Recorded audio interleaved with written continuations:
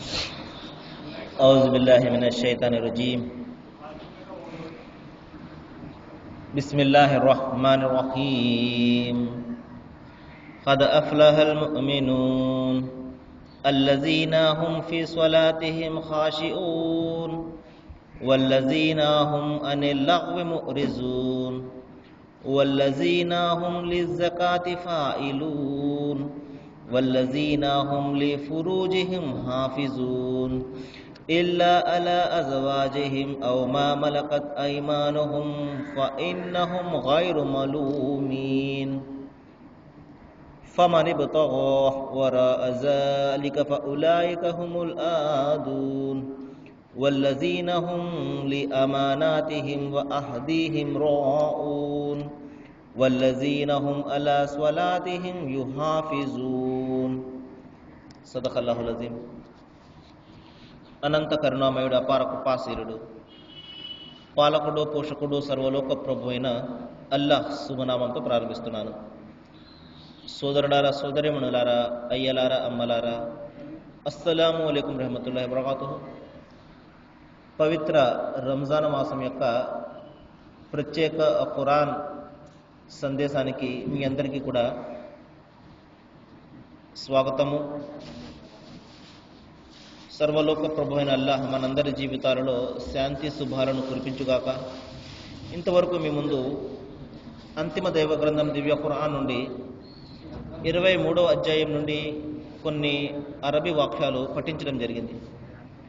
దీని యొక్క తెలుగు అనువాదాన్ని వినండి. నిశ్చయంగా సాఫల్యాన్ని పొందే విశ్వాసులు తమ నమాజుల్లో వినమ్రతను పాటిస్తారు, వ్యర్థ విషయాల జోలికి పోరు, జకాత్ విధానాన్ని అనుసరిస్తారు, తమ శీలాన్ని పరిరక్షించుకుంటారు, మరి తమ వాగ్దానాలకు కట్టుబడి ఉంటారు, తమ ప్రార్థనలను శ్రద్ధగా కాపాడుకుంటారు. ఇటువంటి వారే స్వర్గాన్ని వారసత్వంగా పొందేవారు, అందులోనే వారు శాశ్వతంగా ఉంటారు. సోదరులారా, మరి మనము నిన్న కూడా తెలుసుకోవడం జరిగింది, విశ్వప్రభు అల్లాహ్ మరి మన అందరితోటి మరి ప్రతిదినం కూడా ప్రతి క్షణం కూడా మనతో సంబంధాన్ని కలిగి ఉండడానికి, అనుబంధాన్ని కలిగి ఉండడానికి మరి 5 పూటల్లో కూడా ప్రార్థనను దైవము నిర్దేశించడం జరిగింది. మరి ఈనాడు మనము చదివినటువంటి ఈ అరబీ ఖురాన్లో దైవం ఇదే చెప్తున్నాడు. ఎవరైతే సాఫల్యాన్ని పొందాలనుకుంటారో, ఎవరైతే స్వర్గాన్ని వారసత్వంగా పొందాలని ఎవరైతే కోరుకుంటారో, ఎవరైతే ఇహపర లోకాల సాఫల్యాన్ని, మోక్షాన్ని, నిత్య జీవాన్ని పొందాలని కోరుకుంటారో మరి అటువంటి వారు తమ ప్రార్థనలను చాలా వినమ్రతతోటి చేస్తారు. ఇంకా అంతేకాదు, చాలా శ్రద్ధగా కాపాడుకుంటారు. ప్రాపంచిక వ్యామోహాలు, శైతాను యొక్క మాయాజాలాలు, మరి ఈ ఆకర్షమయ ప్రపంచపు ఈ తలుపు వెలుకులకు ఏమాత్రం కూడా లొంగకుండా తమ ప్రార్థనలను నియమం తప్పకుండా, క్రమం తప్పకుండా మరి ఆచరించడానికి వారు ప్రయత్నం చేస్తారు. అతి శ్రద్ధగా కాపాడుకుంటారు. ఎవరైతే సాఫల్యాన్ని పొందాలనుకుంటారో మరి ఇటువంటి వారే స్వర్గానికి వారసులు అవుతారు. ఇటువంటి వారే మరి స్వర్గంలో ప్రవేశింపజేయబడతారు అని దైవము సెలవిస్తున్నాడు. కాబట్టి సోదరులారా, మరి దైవం ఇంతగా నిర్దేశిస్తున్నాడు అంటే మరి ఎంత ముఖ్యమైనటువంటి ఆరాధన ఒకసారి చూడండి. ఎందుకు దైవం ఇంతగా ఈ నమాజును గురించి, ప్రార్థన గురించి ఎందుకు ఇంతగా నొక్కి చెప్తున్నాడు, నిర్దేశిస్తున్నాడు అంటే ఒక సందర్భంలో దైవం అంతిమ గ్రంథంలో చెప్తున్నాడు, ఇన్న సలాత తన్హా అనిల్ ఫహషాయి వల్ మున్కర్. ఈ ప్రార్థన అనేది మిమ్మల్ని అశ్లీల పనుల నుండి రక్షిస్తుంది, చెడు పనుల నుండి రక్షిస్తుంది, మరి ప్రపంచపు మాయలో మీరు పడకుండా మిమ్మల్ని కాపాడుతూ ఉంటుంది. నైతికబద్ధమైనటువంటి జీవితాన్ని గడిపే విధంగా మీకు ఇది శిక్షణను ఇస్తుంది. మరి సమాజంలో ఒక మంచి పౌరునిగా ఉన్నతమైనటువంటి నైతిక విలువలు గల వ్యక్తిగా మారడానికి ఈ ప్రార్థన మీకు సహాయం చేస్తుంది అని దైవం చెప్తున్నాడు.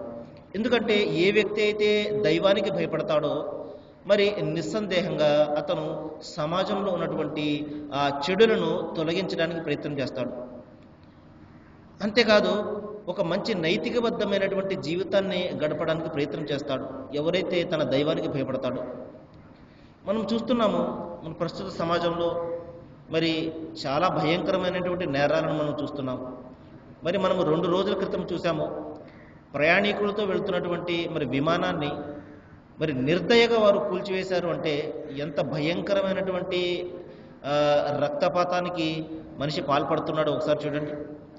ప్రయాణికులు ఉంటారు, వాళ్ళందరూ కూడా చనిపోతారు అన్న ఆలోచన ఉండి కూడా మనిషి ప్రాణాన్ని పూచికి పుల్ల విలువ కూడా లేకుండా ఈ రోజున మనిషి స్వయంగా తీసేస్తున్నాడు. అంటే ఎంత భయంకరమైనటువంటి మరి చెడులో మనిషి కూరుకుపోయాడో ఒకసారి చూడండి. అతను తన దైవానికి భయపడి ఉన్నట్లయితే, అరే దైవం నన్ను ప్రశ్నిస్తాడే, మరి అన్యాయంగా ఒక్క ప్రాణాన్ని మరి ఎవరైతే హతమారుస్తారో సమస్త మానవజాతి ప్రాణాలను హతమార్చినట్లే అన్న ఖురాన్ యొక్క వాక్యాన్ని వాడు అర్థం చేసుకుంటే, మరి ఒక్క మనిషి ప్రాణాన్ని కాపాడిన వాడు సమస్త మానవుల ప్రాణాలను కాపాడినట్లే అన్న ఆ ఖురాన్ యొక్క వాక్యాన్ని, దైవ వాక్యాన్ని వారు అర్థం చేసుకున్నట్లయితే మరి చీమకైనా అతను హాని తలపెట్టడానికి ప్రయత్నం చేస్తాడా? ఎంత మాత్రం కూడా చేయడు. ఈ రోజున మనిషి ఇంత భయంకరంగా మారిపోవడానికి ప్రధాన కారణం ఏమిటంటే అతనికి దైవం పట్ల భయం లేదు. ఎందుకు భయం లేదు అంటే అతనికి దైవం పట్ల ఒక అవగాహన లేదు. దైవం అన్నవాడు నాలాగే ఉంటాడు, నాలాగే బలహీనుడు, నాలాగే భార్య బిడ్డలు ఉన్నవాడు, నాలాగే రూపురేఖలు ఉన్నవాడు, నాలాగే తిండి తింటాడు, నాలాగే నిద్రపోతాడు. ఈ విధంగా దైవం పట్ల అతనికి ఏ విధమైనటువంటి స్పష్టమైనటువంటి అవగాహన లేకుండా ఈ రోజున ఉన్నది. అందుకనే మనిషి దైవం యొక్క అవగాహన అతనికి ఉండడం లేదు. మరి కాన్సెప్ట్ ఆఫ్ గాడ్, దైవ భావన అనేది అతనికి తెలియడం లేదు. అందుకని అతనికి దైవం అంటే భయం ఉండడం లేదు. ఇంత భయంకరంగా ఇంత ఘోరమైనటువంటి నేరాలకు పాల్పడుతున్నాడు. మనం చూస్తున్నాము మరి ప్రతిరోజు కూడా మరి పలస్తీనాలో ఉన్నటువంటి గాజాలో మరి అమాయకులైనటువంటి స్త్రీల మీద, పిల్లల మీద, వృద్ధుల మీద మరి అంత నిర్దయగా నిష్కర్షగా మరి ఆ ఇజ్రాయెల్ బాంబు దాడులు చేసి చంపేస్తుందంటే మరి మనిషి ఎంత భయంకరమైనటువంటి రక్తపాతానికి ఒడగొడుతున్నాడో ఒకసారి చూడండి.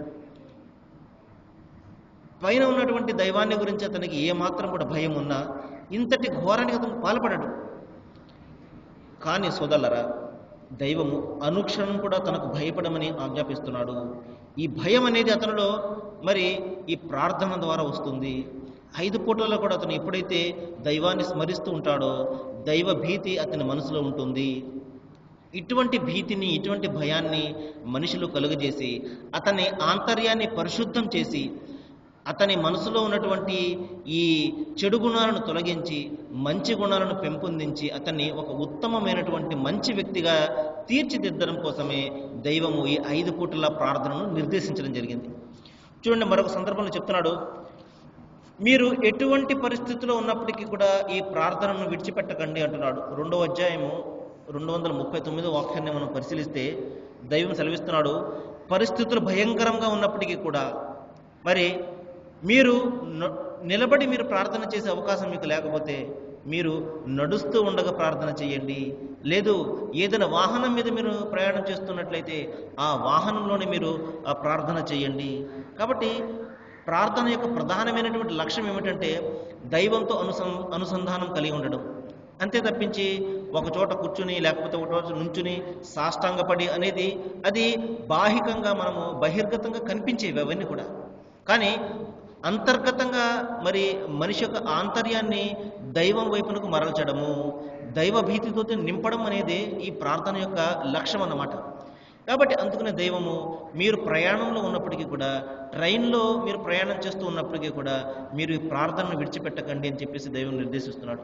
అందుకే మనం గమనిస్తుంటాము, మరి ముస్లిం సోదరులు ప్రార్థన సమయం ఎక్కడైతే అయిపోతుందో మరి వారు ఎక్కడ ఉన్నట్లయితే అక్కడే వారు ప్రార్థనను, ఈ నమాజును ఆచరించడము మనం చాలా గమనిస్తూ ఉంటాము. ఎందుకంటే దైవం ఆజ్ఞాపిస్తున్నాడు, ఎటువంటి పరిస్థితుల్లో కూడా మీరు ఈ ప్రార్థనను విడిచిపెట్టకండి, ఈ నమాజ్ను మీరు విడిచిపెట్టకండి. ఎందుకంటే దీని ద్వారానే దైవము మీ యొక్క ఆంతర్యాన్ని ప్రక్షాళన చేస్తూ ఉంటాడు, మిమ్మల్ని చెడుల నుండి ఆపుతూ ఉంటాడు, ప్రాపంచిక మాయలో పడిపోకుండా మిమ్మల్ని కాపాడుతూ ఉంటాడు. కాబట్టి ఈ ప్రార్థన ద్వారా మీరు దైవంతో ఎప్పుడు కూడా సంబంధాన్ని మరి అనుసంధానాన్ని కలిగి ఉండండి అని దైవము ఈ ప్రార్థనను నిర్దేశించడం జరిగింది. మరి చూడండి, మరొక సందర్భంలో దైవం చెప్తున్నాడు, మీరు ఈ ప్రార్థనను దాని నిర్ణీత వేళలో చేయండి. ఇన్న సలాత కానత్ అలల్ ముమినీన కితాబం మౌకూత. అంటే ప్రార్థన అనేది విశ్వాసులకు నిర్ణీతమైనటువంటి సమయంలో చేయవలసిన విధి అంటున్నాడు. ఎందుకంటే దీని లక్ష్యం ఏమిటంటే సోదరులారా, అదేమిటండి అంత ఖచ్చితంగా ఒకే సమయంలో ఎలా కుదురుతుందండి, మనకు అనేక పనులు ఉంటాయి కదా అన్న ప్రశ్న వస్తుంది. మరి దైవం కూడా అదే పరీక్షించదలిచాడు. ఎన్ని పనులు ఉన్నప్పటికీ కూడా అతను పక్కన పెట్టి మరి దైవాన్ని స్మరిస్తాడా లేదా అన్నదే ఇక్కడ పరీక్ష. అందుకనే నిర్ణీతమైనటువంటి సమయంలోనే చేయవలసి ఉంటుంది. నిర్ణీతమైనటువంటి సమయంలో మరి విశ్వాసులందరూ కూడా ఆ దైవగ్రహానికి చేరుకుని మరి అందరూ కూడా సామూహికంగా కలిసి దైవాన్ని స్మరించాలి. ఇది ఈ విధంగా స్మరిస్తాడా, లేకపోతే తనకి సమయం ఉన్నప్పుడు, అన్నీ కుదిరినప్పుడు, అన్ని పనులు అయిపోయిన తర్వాత ఖాళీగా ఉన్నప్పుడు అతను ప్రార్థన చేస్తాను అంటే అది ఎంత మాత్రం కూడా కుదరని పని. ఎందుకంటే ఒక ట్రైనింగ్ ఇస్తున్నాడు, ఒక శిక్షణను దైవం ఇక్కడ ఇస్తున్నాడు, ఒక పంక్చువాలిటీని, ఒక సమయపాలన గురించి దైవం ఇక్కడ మనకు నేర్పుతున్నాడు. మీకు ఎన్ని పనులు ఉన్న పక్కన పెట్టండి, ఆ సమయంలో మీరు మరి దైవగృహానికి వచ్చి దైవాన్ని స్మరించండి, ఆరాధించండి. ఈ విధంగా ఆరాధిస్తారా లేదా అన్నదే మీకు పరీక్ష ఈ ప్రపంచంలో. మరి సోదరులారా, మరొక విషయం ఏమిటంటే, మీరు ప్రార్థన చేసే ముందు మీ యొక్క కాళ్ళు చేతులను ఒక కర్మ పద్ధతిలో మీరు శుభ్రం చేసుకోండి అంటున్నాడు. దీనినే అరబీ పరిభాషలో వుజు అని పిలవడం జరిగింది. వుజు అంటే పరిశుద్ధం చేయడం అని. ఈ విధంగా ఎందుకంటే కాళ్ళు చేతులు కలుపుకొని మరి ఎందుకంటే ప్రార్థన చేయడం అనేది సోదరులారా, సహజంగా మనిషి బయట తిరుగుతూ ఉంటాడు, దుమ్ము ధూళి కుట్టుకుపోయి ఉంటుంది. మరి అతను దైవం ముందు నిలబడి మరి దైవంతో సంభాషిస్తున్నాడు. మరి ఎంత పరిశుభ్రంగా ఉండాలి. ఉదాహరణకు చూడండి, మనము ఏ ముఖ్యమంత్రినో లేకపోతే ఒక పెద్ద కలెక్టర్ గారినో కలుసుకోవడానికి వెళ్తున్నాం అనుకోండి, ఎంత పరిశుభ్రంగా వెళ్తాం మనం, నీట్గా మనం మంచి బట్టలు ధరించి వెళ్తాం. అదే మరి ఆ దైవం, మరి అధికారులకు అధికారి ఆయన, సర్వలోక ప్రభు, ఆయన ముందు మనము నిలబడి ఆరాధన చేస్తున్నాము అంటే ఇదేంటంటే దైవం ఎక్కడ కనబడతాడన్న ప్రశ్న రావచ్చు. ప్రవక్త ముహమ్మద్ సల్లల్లాహు అలైహి వసల్లం వారు చెప్పారు, మీరు నమాజును ఆచరిస్తున్నప్పుడు మీరు దైవాన్ని చూడలేకపోయినా దైవం మిమ్మల్ని చూస్తున్నాడు అన్న స్పృహతోటి మీరు ఆరాధన చేయండి అన్నారు. మనకు దైవం కనబడడు, కానీ మనము దైవానికి కనబడతాము. కాబట్టి ఆయన మనను అనుక్షణం కూడా చూస్తున్నాడు. దాసుడు ఈ నమాజులో, ఈ ప్రార్థనలో ఏం చదువుతున్నాడో ఆయనకి తెలుసు, మరి ఏం చేస్తున్నాడో, ఏం అడుగుతున్నాడో కూడా ఆయనకి తెలుసు. కాబట్టి మనము దైవం వద్దకు మరి మన నిస్సహాయతను వెళ్ళబుచ్చుకుంటూ ఆయన ఆరాధన మనం చేస్తున్నప్పుడు మరి చాలా పరిశుభ్రంగా మనం ఉండాలి. అందుకనే కాళ్ళను, ముఖాన్ని మరి ఒక క్రమ పద్ధతిలో మనం పరిశుభ్రం చేసుకుని మరి దైవగృహంలోనికి మనము ప్రవేశించాలి. మనము చాలా చోట్ల చూస్తుంటాము, దైవగృహాలలో మరి కాళ్ళకి చెప్పులు వేసుకుని కూడా మరి ప్రవేశించడం మనం చూస్తుంటాము. అది ఎంత మాత్రం కూడా కూడని పని. ఎందుకంటే దైవగృహం అనేది చాలా పరిశుద్ధంగా ఉండాలి, పవిత్రంగా ఉండాలి. మనము కాళ్ళ చెప్పులతోటి ఎక్కడెక్కడికో తిరిగి మరి అవే చెప్పులతోటి మనము దైవగృహంలోనికి ప్రవేశించడం అనేది అది ఆయన గృహాన్ని అవమానపరచడమే. కాబట్టి సోదరులారా, ఇటువంటి చిన్న చిన్న విషయాలను మనము చిన్న చిన్న విషయాలుగా ఎంత మాత్రం కూడా కుట్టివేయకూడదు. దైవము ముందు మన యొక్క ఆత్మను ప్రక్షాళన చేస్తున్నాడు, మన మైండ్ను, మన మనస్సును ముందు ప్రక్షాళన చేస్తున్నాడు. మన మనస్సును ముందు దైవ ఆరాధన వైపునకు మరి ముందు తిప్పుతున్నాడు. అందుకనే నువ్వు మానసికంగా సంసిద్ధత చేస్తున్నాడు. నీవు ఎప్పుడైతే కాళ్ళను చేతును ఒక క్రమ పద్ధతిలో కడుక్కుని మరి ఈ విధంగా ఆలోచిస్తుంటావో, నేను నా దైవం ముందు నిలబడుతున్నాను, ఇప్పుడు ఆయన ముందు నేను ప్రార్థన చేస్తున్నాను అన్న సైకలాజికల్ ఫీలింగ్ అనేది మన మనసులో కలుగుతుంది. మరి అదేవిధంగా అలా కాకుండా మరి దారమ్మట పోయి మరి అటువంటి స్థితిలోనే మనము దేవుని యొక్క గ్రహానికి వచ్చి ఆరాధన చేయడం అనేది అది చాలా తగని పని. మనము దైవం ఇక్కడ దాన్ని వారిస్తున్నాడు. మీరు ప్రార్థన చేసే ముందు మీ కాళ్ళను మీ చేతులను పరిశుభ్రంగా మీరు శుభ్రం చేసుకోండి అంటున్నాడు. మరి ఒక్కొక్కసారి నీళ్లు లభించిన పరిస్థితి ఏమిటండి? ఒక్కొక్కసారి మనకు నీళ్లు లభించవు. అప్పుడు పరిస్థితి ఏమిటి? చూడండి సోదరులారా, దైవము మరి మనిషిని కష్టపెట్టేయాలని ఆయన అభిమతం ఎంత మాత్రం కూడా కాదు. దైవము దానికి కూడా ఒక మార్గాన్ని చూపించాడు. అదేమిటంటే మీరు తయమ్మం అనే ఒక పద్ధతి ఉన్నది, అది మీరు చేసుకోండి అంటున్నాడు. అంటే మరి పొడి అయినటువంటి ఒక మట్టిని తీసుకుని మనము, అంటే పొడి మట్టిలో ఎటువంటి మాలిన్యం ఉండదు. పొడి మట్టిని మనము తీసుకుని మరి వాటి ద్వారా వాటిని మరి దులిపివేసి మరి మన కాళ్లకు మన చేతులకు రాసుకోవడమే ఇది మీ యొక్క పరిశుభ్రం అయిపోతుంది అని చెప్పేసి దైవం ఇక్కడ చెప్పడం జరిగింది. కాబట్టి మనకు ఒకవేళ నీళ్లు లభ్యం కాని పరిస్థితుల్లో కూడా మనము ఈ పద్ధతిని అవలంబించి నమాజు మనము ఆచరించవలసి ఉంటుంది. కాబట్టి మనము ఈ ప్రార్థనను విడిచిపెట్టడానికి ఏ అవకాశాన్ని కూడా దైవం మనకు ఇవ్వలేదు. లేదంటే నీళ్లు లేవు, నేను పరిశుభ్రం చేసుకోలేను, అందుకు నేను ప్రార్థన చేయను అని ఎవరైనా అన్నారంటే దానికి అంత మాత్రం కూడా మరి వెలుసుబాటు దైవం ఇవ్వలేదు. మరి చెప్తున్నాడు సోదరులారా, మరి ఈ ప్రార్థన మిమ్మల్ని చెడు పనుల నుండి కాపాడుతూ ఉంటుంది.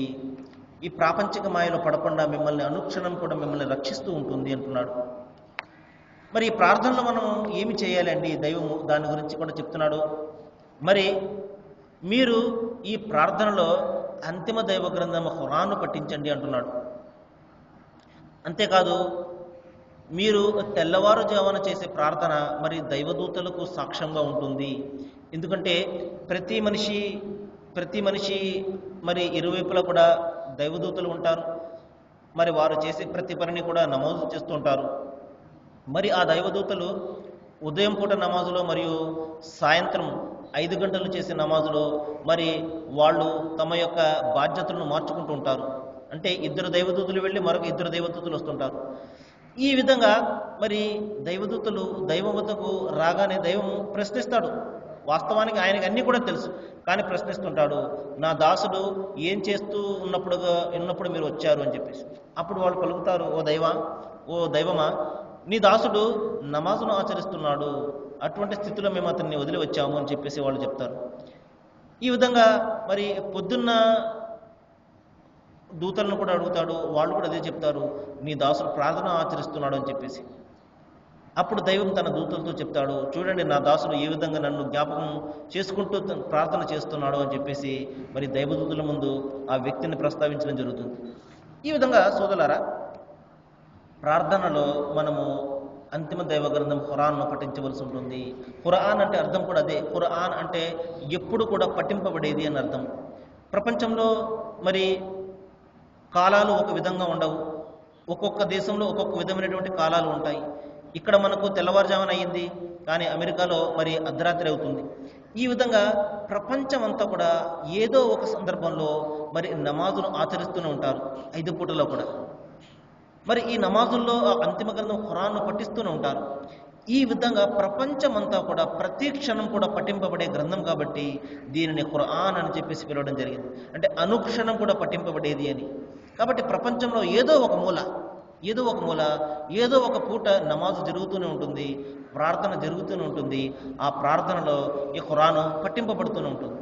కాబట్టి సార్థక నామధేయంగా అంతిమ గ్రంథం ఖురాన్ మళ్ళీ పిలవడం జరిగింది. ఖురాను అంటే మరి అనుక్షణం కూడా పఠింపబడేది అని.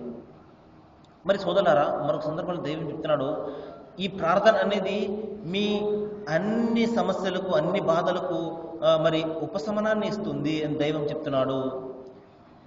20వ అధ్యాయంలో దైవము 130 వాక్యంలో ఇక్కడ ఒక మాట చెప్తున్నాడు. అదేమిటంటే, ఓ ప్రవక్త ముహమ్మద్, వారు నీపై రకరకాల మాటలను కల్పిస్తుంటారు, కానీ నీవు ఓర్పును వహించు. ఎందుకంటే దైవ ధర్మాన్ని గురించి ఎవరైతే బోధిస్తుంటారో, సత్యాన్ని గురించి ఎవరైతే బోధిస్తుంటారో మరి అతని మీద రకరకాల మాటలు పలుకుతుంటారు, నిందిస్తూ ఉంటారు.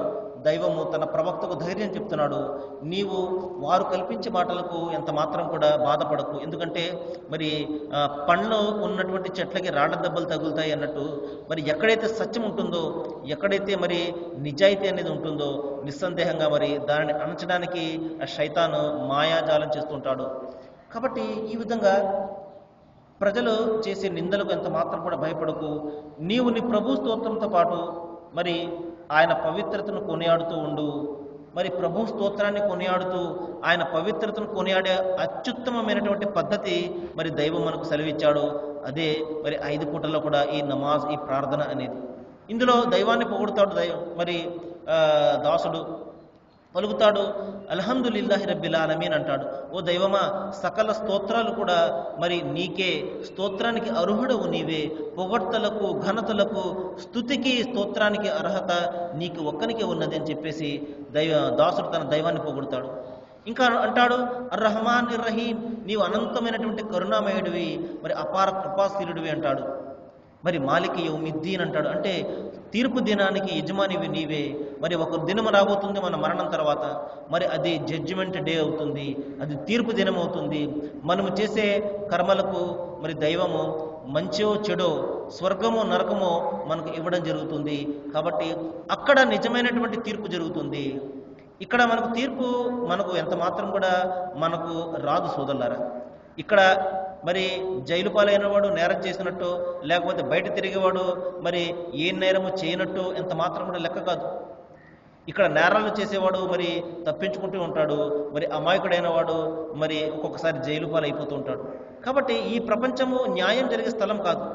న్యాయం అనేది అది మరణం తర్వాత దైవము ఆ జడ్జిమెంట్ డేనా, తీర్పు దినాన్ని ఇచ్చేదే నిజమైనటువంటి న్యాయం అవుతుంది. ఉదాహరణ చూడండి, ఈ రోజున మనం చూస్తున్నాము, ఇజ్రాయెల్ దేశము పాలస్తీనాలో ఉన్నటువంటి చిన్న చిన్న పిల్లలను చంపేస్తుంది, బాంబులు వేసి ఆ ముసలి వాళ్లను, ఆడవాళ్లను చంపేస్తుంది. దైవం వాళ్ళను ఇట్టి విడిచిపెట్టేస్తాడా? ఎంత మాత్రం కూడా కాదు కదా. ఈ ప్రపంచం విస్తుపోయి చూస్తుంది, చేష్టలుడికి చూస్తుంది, కానీ అడ్డుకునే శక్తి ఎవరికి కూడా లేదు. మరి అన్నిటిని తొంగలో తొక్కి ఆ ఇజ్రాయెల్ ఆ దమనకాండ, ఆ దాష్టికాన్ని మనం చేస్తుంది. కానీ దైవం విడిచిపెడతాడా? ఒక తీర్పు దినం అనేది ఉన్నది. మరి అతను ఆ దేశం తీసినటువంటి ప్రతి ప్రాణానికి కూడా వాళ్ళు ఆ శిక్షను అనుభవిస్తారు. ఇక్కడ ప్రపంచంలో వాళ్ళని ఎవరు ఏమి కూడా చేయలేకపోవచ్చు, కానీ పరలోకంలో ఒక తీర్పు దినం ఉన్నది. అక్కడ నిజమైనటువంటి న్యాయం జరుగుతుంది. ఆ దినం కోసమే మనం అనుక్షణం కూడా భయపడుతూ జీవించాలి సోదరులారా. ఆ దినం కోసమే మనము మన మనోకాంక్షలకు దాసాన్ని వీడాలి. మన మనోకాంక్షలు చెప్పినట్టు కాకుండా దైవ ఆజ్ఞ ప్రకారం మన జీవితాన్ని గడిపినట్లయితే అక్కడ ఆ తీర్పు దినాన్న దైవము అప్పుడు మనకు నిజమైనటువంటి తీర్పును మరి స్వర్గాన్ని ప్రసాదిస్తాడు. సరే సోదరులారు, మరికొన్ని విషయాలు మనము రేపు మాట్లాడుకోవడానికి ప్రయత్నం చేద్దాము. మరి ఈ రోజున మన చర్చకు వచ్చినటువంటి అంశము ప్రధానంగా ప్రార్థన గురించి. అనుక్షణం కూడా మనము ఈ ప్రార్థన ద్వారా దైవంతో అనుసంబంధాన్ని కలిగి ఉండాలి. ఎటువంటి పరిస్థితుల్లో, ఏ విధమైనటువంటి పరిస్థితులు ఉన్నప్పటికీ కూడా ఈ ప్రార్థనను మనం ఎంత మాత్రం కూడా విడిచిపెట్టకూడదు. ప్రార్థన విడిచిపెట్టామంటే దైవాన్ని విడిచిపెట్టినట్లే. కాబట్టి అనుక్షణం కూడా మనము ఈ ప్రార్థన ద్వారా దైవంతో సంబంధాన్ని కలిగి ఉండాలి. దైవం మీకు, నాకు, మనందరికీ కూడా మరి ఈ చక్కటి ఆరాధన విధానం ద్వారా దైవాన్ని మనము అనుక్షణం కూడా సంబంధం కలిగి ఉండే విధంగా దైవము ఈ ప్రార్థనను మనం అందరూ కూడా చేసే విధంగా మన మనస్సులను దైవము ఈ ప్రార్థన వైపునకు మరల్చాలని నేను మనస్ఫూర్తిగా వేడుకుంటూ ముగిస్తున్నాను. వాఖిరు దవానా అనిల్ హమ్దులిల్లాహి రబ్బిల్ ఆలమీన్. అస్సలాము అలైకుం.